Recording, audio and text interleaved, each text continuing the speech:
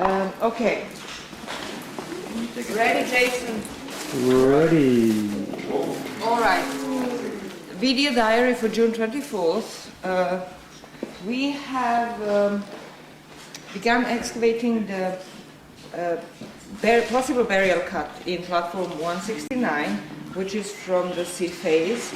And what we can have, if you come closer, Jason, you can see we have a very small cut, and it's sort of shaft going in deep, and it doesn't yet look entirely as a burial cut, burial fill rather, except for these calcified, what are they? Hackberries. Hackberries, that's right. Hackberries that are that appear in other burials as well, and this could be an indication that we are really in a burial, because the opening is rather small, but I still think it is.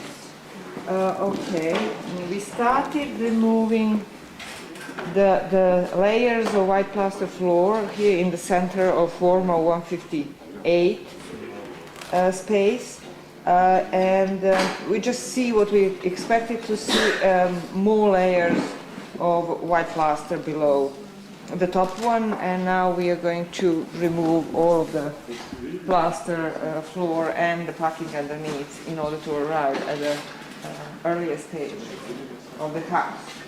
And in addition to that, here in former space 158, we have removed the dirty ground floor that is in the northern part of our feature 646, our big oven, and that floor seemed to be out of phase with the rest of the floors around here, because it was sitting on top of these bricks that we can see, the earlier wall bricks, this whole line of bricks, feature 635 that continues over there towards the south, and all of these floors that we have exposed at the moment are lipping up the wall, and they, except for this part of the wall, which was covered with a floor that I'm talking about that was removed yesterday, it was covered with it. However, when we removed that floor, which seemed to be out of the phase, we came on top of the packing, very strange packing,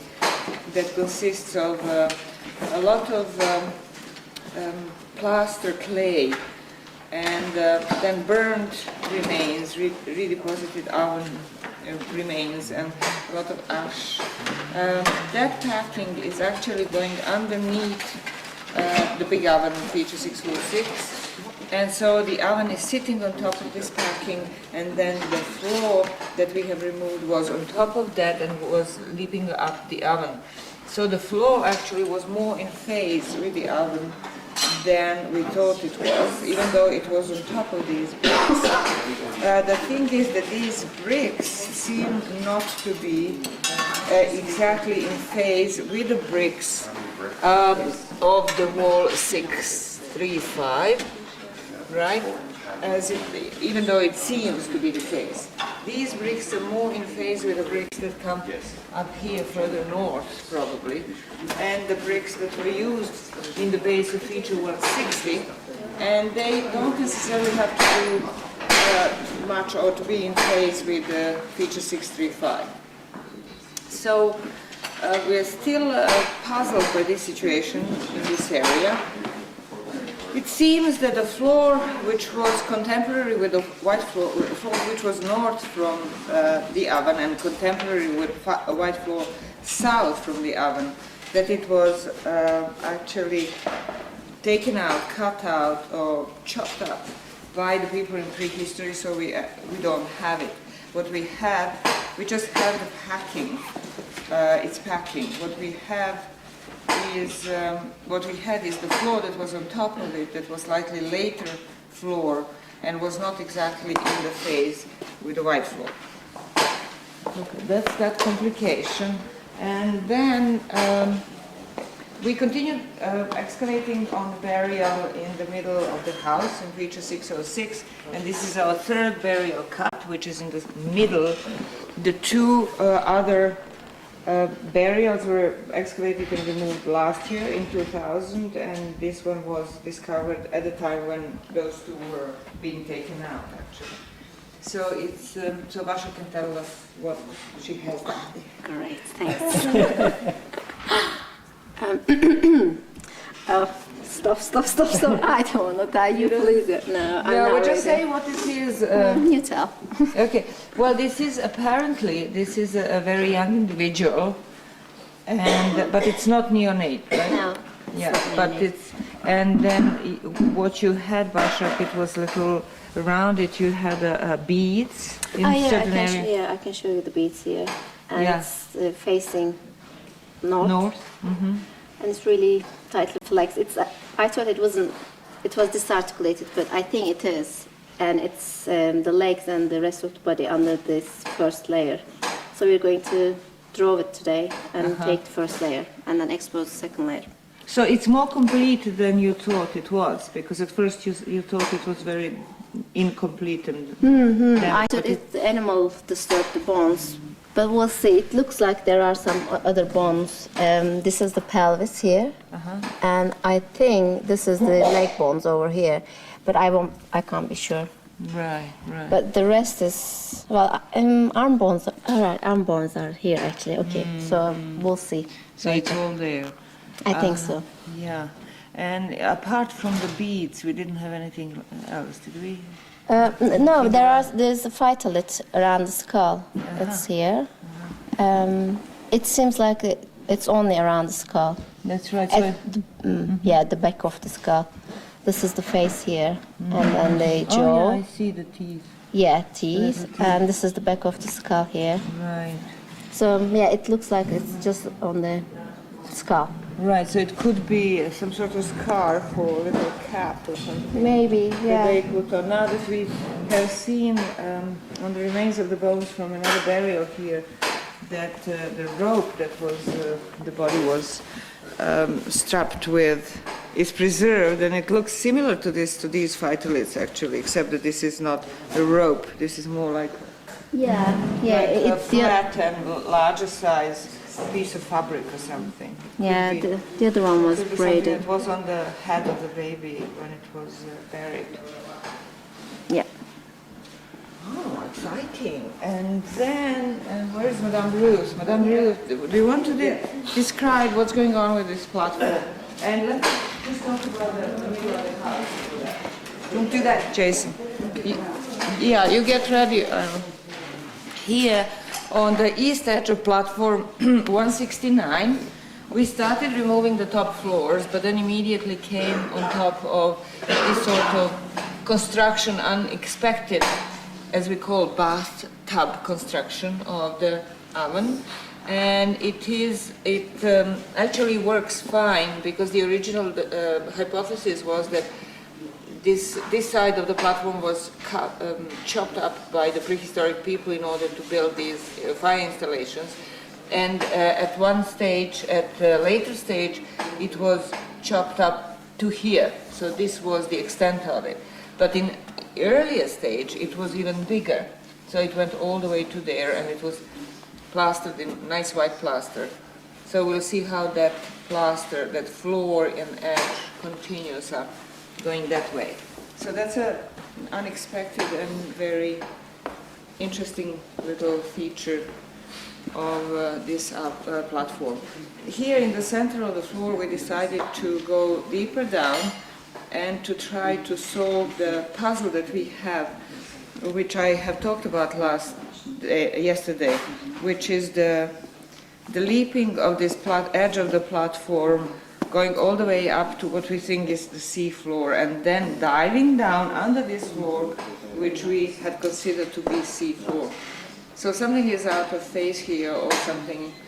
We'll see what happens. So we are just removing this floor and the packing after under the floor, and then we'll see what we arrive on. That's about all in this area. Why don't you now finish with that? Okay, over here in this northwest part of the former space 86, you see this beautiful white platform is now grey. And yesterday what we did was to remove floor 5. Actually, we removed, yeah, we did remove 4, 5, maybe 4 as well, I can't remember now.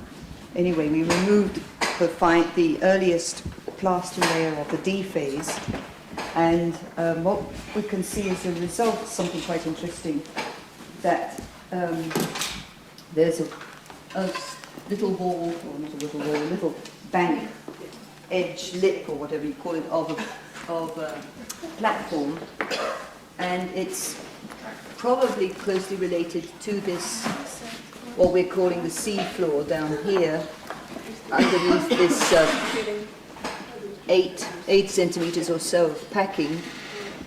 And this packing is grey. It's not the usual kind of yellow packing that we see between the floors of the platform, and it's all west of this bank. That's what's on top of the sea floor. On this side of the sea floor is much more what we think of as packing under the floors on platforms. This is this orange material, and this actually, what seems to have happened is that this lip of the platform, whichever it is, or this or this, rather this or this, was truncated, and then the packing was spread over that, and then the plaster floor of 162 put over that. So what we've got here is this packing, orange packing over the eastern edge of feature 162, basically smoothing and extending the platform 162 over the floor here of the floor of 173. That's not the floor I'm standing on, but it's actually a floor slightly above it. So what we're going to do today is to clean off this final packing of feature 162. To reveal that, we're going to take this off at the same time, even though I think there may be 2 different periods of what's going on. We're not quite sure. Something else interesting is over here in the eastern side. You can see that the floor 5 of feature 162 actually goes underneath this packing here, and this packing was put in to make the transition between the platform feature 162 and this truncated wall here. This truncated wall formed the basis, if you remember, for feature 160, that red painted wall, which was on top of it and was related to the upper floors of feature 162. This packing and this earlier wall seem to be related to floors 3 and 4 of feature 162, and then this floor 15 actually goes under that. We're not sure what that's related to, whether it's related to another phase of the interior, this little interior wall, or whether in fact this little interior wall is later than floor 5. I'm going to remove that today, so we'll find that out. Down in the pit here, we actually did use the panoramic QuickTime, the QTVR pano for helping to draw the profiles, these curved profiles all around. We actually drew them as a conventional drawing as well, and what we're trying to do is to produce these drawings in the pano, drawing on the pano, to actually try to see the continuation of the floor and the various other things around the pit. I'm going to do just a quick video of that a little later today. Okay. Okay, that's it. I have something to add. I just remembered, you can just stand here on this platform. I'll talk about, okay, when I talked about the central part of former 158, I totally forgot to mention something which we can see here in the cross-section of the oven, which is that the oven is not what I thought it was until yesterday.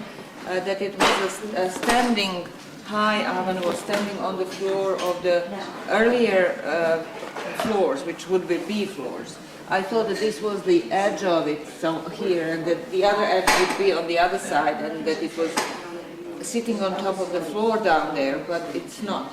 It belongs to this floor face, to the white floor exclusively, and the floor that we don't have, that we have lost, that was on this side. And so it is only, that is the C phase oven. It doesn't go all the way down to the B phase.